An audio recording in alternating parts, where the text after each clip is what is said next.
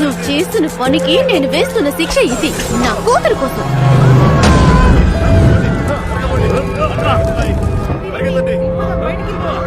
ఇదే నేను కోరుకుంది. ఓంకా చాక్లెట్ షాప్ అగ్నికి ఆహుతయ్యింది.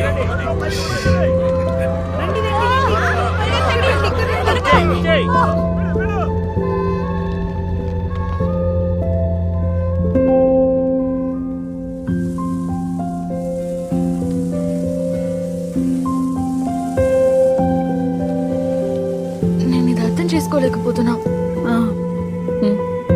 ఏంటి అసలేం జరిగింది? నీకు ఇంకా అర్థం కాలేదా? చాక్లెట్ బిజినెస్ మొదలు పెడితే ఇలాగే జరుగుతుంది.